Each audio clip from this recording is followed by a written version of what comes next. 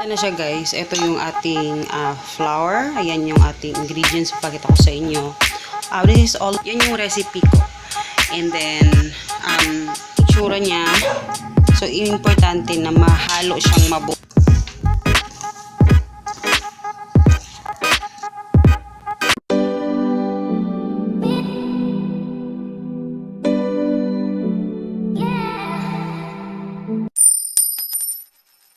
Ayan, hello guys. Good morning. And today is actually Saturday. Today is Saturday and ano itong basura kasi. Pinagalaw ni Chucho yung basura. So anyway, kumusta kayo? Ayan. Today is Saturday kaya si Hagi Chucho kasi Papa meron silang training for basketball. So, ako naman, ang gagawin ko today is, gagawin ko na yung aking pinangako sa inyo na i-share ko na recipe na pancake mix, okay? So, papakita ko sa inyo ngayon. Tapos, nagamit ko na yung asukal. Hindi ko alam kung meron ko na wait lang. Pero bago pa pala, ang nililigpit muna ako kasi nakatapos lang namin mag-breakfast. So, bumili lang kami ng pandesal sa labas. Tapos, yun. So, maglilinis na ako, guys.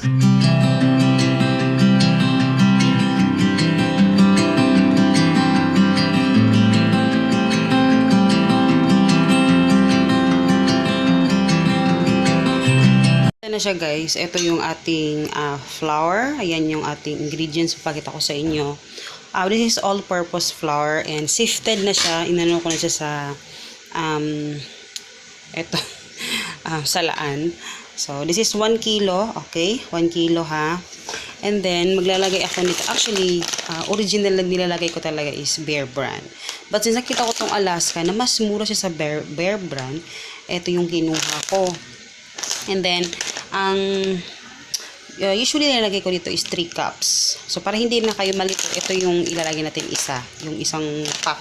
This is 300 grams. So, yun yung ilalagay natin. And then, yes, isang buong pack ng calumet yung ilalagay natin na baking powder. And then, yung brown sugar natin is 1/4 lang. So, since wala yung nasa kabilang bahay yung nasa kabila yung weighing scale namin. So, i-estimate ko na lang. Pero, 1/4 yung inilalagay ko talaga. Okay?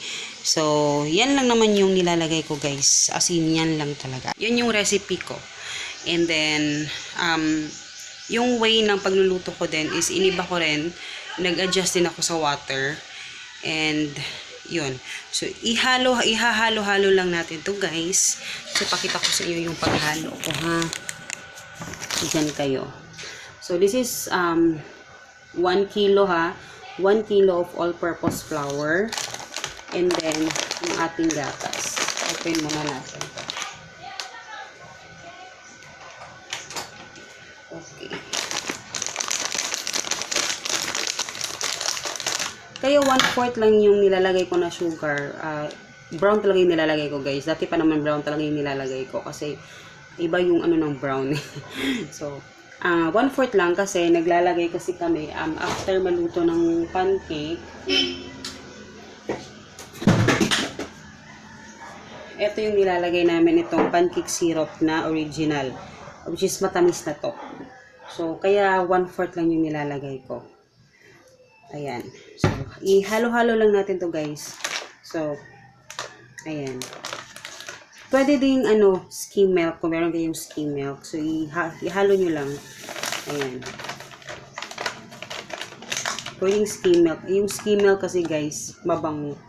Kaya, bet ko din yun. And then, 1 pack ng calumet sugar. Calumet baking powder. So, isang pack talaga yung nilalagay ko. Kasi 1 kilo to eh.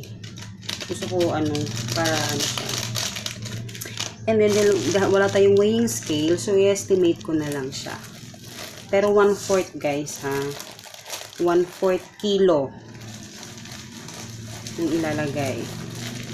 So, So, estimate ko lang kasi 1/2 kilo to eh. Tapos nakuhanan na namin to. Ayan. Oops. So, yun yung itsura niya. Itsura niya, so importante na mahalo siyang mabuti using this wire whisk. So, ihahalo natin siyang mabuti para talaga yung baking powder is maano talaga siya sa lahat. Kasi syempre, hindi tutubo yung iba pag ano. So, yun yung gagawin natin.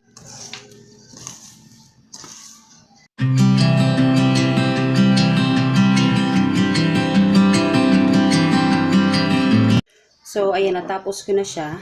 Tapos ko na siyang i-ano. Nilalagay ko siya sa ziploc bag. Kasi pag nagluluto ako, diretso na ako, kinukuha ko itong ziploc bag. So, every ziploc bag, kasi depende yun guys, kasi 3 lang naman kami. Pero, malakas kumain yung anak ko at saka mag-ama ko. And, anak ko pa, mag-ama ko pa. Yung mag-ama ko malakas kumain. So, pero enough na sa amin yung 2 cups. So, 2 cups yung nilalagay ko dito. So, since yung aking 1 cup nasa kabilang bahay kasi ginagamit ni Papa yon. So, 1/2 cup yung gagamitin ko. Pero 2 cups, so 4 na ganito yung ilalagay ko. So, ayan. So, lahat ng ano nandun. Ilipat na ba tayo? So, ano natin. So, ano lang. Ayan. Yung sakto-sakto lang. So, 4 yung ilalagay natin.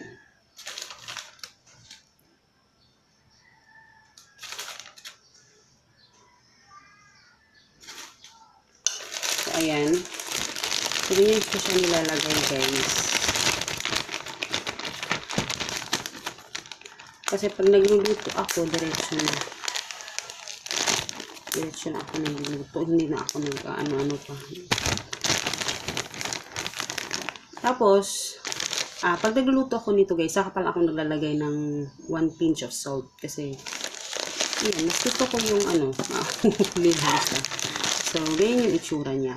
So, itatapusin ko lang to. Tapos, mamaya explain ko sa inyo kung ano yung mga nilalagay ko pag nagluluto na ako. Okay? So, eto guys, meron akong extra na natira nung nakaraang gawa ko. So, i-mix ko dito. Eto, Bear Brand pa itong nilagay ko nito. So, i-mix natin kasi konti na lang din yung natira.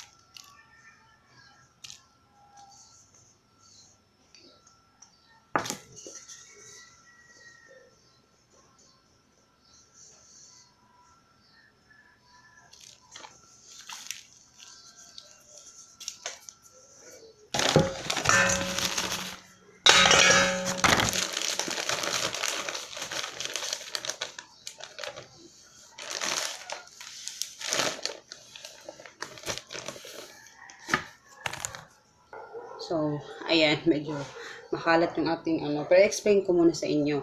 So, nakagawa tayo ng 1, 2, 3, 4, 5.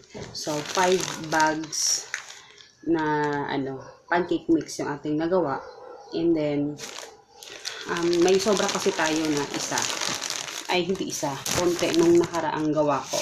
So, ang ginagawa ko niyan guys, syempre hindi ko muna mapakita sa inyo kung paano ko siya niluluto actual kasi tapos sa aming mag-breakfast. Maybe some other time. Pero ito, focus tayo sa ng pancake mix. So, ang ginagawa ko, syempre nilalagay ko yan sa isang bowl. Ang water ko niyan guys, ang ingay ng mga aso. Ang water ko yan dati kasi 1:1 yung ratio ko. So, ngayon, this is 2 cups.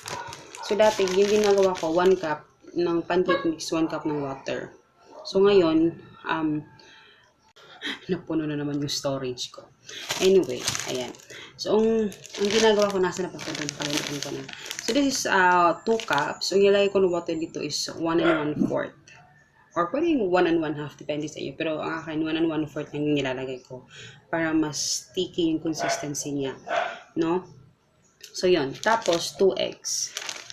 2 eggs. Ilista nyo lang, guys. Kasi hindi ko mapapakita sa yung actual pagluluto ko. And then, butter. So, nilalagay ko ng butter. Siguro mga isang ano lang. Mini-melt ko. Tapos nilalagay ko. And then, a pinch of salt. Yun lang. Yun lang. Tapos niluluto ko na siya. So, mix na tapos niluluto ko na siya. So, ganun na siya kasimple. Actually, ngayon lang ako nagkaroon ng time na ipakita sa inyo. Kasi ngayon ko lang, medyo nung nakaraang ano ko pa to na grocery. So, ngayon ko pa lang siya nagawa. So, anyway, so I hope you guys enjoy. Sana ay meron kayong natutunan dun sa mga ano ko. Pero ilalagay ko yun sa description box, yung complete ingredients niya. Alam ko may nagreklamo sa inyo, minsan may nagpa-pop up na ano. So, ikakat ko yun. Kasi maingay nga siya. So, ayun. So, I hope you guys enjoy. And then, sana gumawa rin kayo. Kasi, mas tipid kasi ito. Kasi yung 1 kilo kasi ng all-purpose flour is nasa 45 lang ata. 45 to 50 pesos. Ayan, di ba? Kasi kung bibili ka ng pancake mix talaga, mura lang siya kung titingnan mo kasi yung presyo niya konti lang pero yung actual kasi nag-weight nun is nasa mga 200 ano lang ata 230 grams to 300 grams parang mga ganun lang. So ang yung kakain nun hindi talaga enough no yung kakainin mo kasi sobrang konti lang yung nagagawa niyo. So kung gusto niyo mas better, mas okay yung ano guys, yung skim milk. Skim milk, may mga iba pang yung mga ginagamit to sa bakery. Yun, masarap. Iba yung level din yung ano niya, sarap niya. So, i-try nyo rin. So, ito naman is talagang original ko talaga na recipe ito, guys. Dati pa naman, na-share ko naman yun sa inyo. Pero ito lang, in-improve ko lang. Okay? So, see you in my next video. Salamat sa panonood, guys.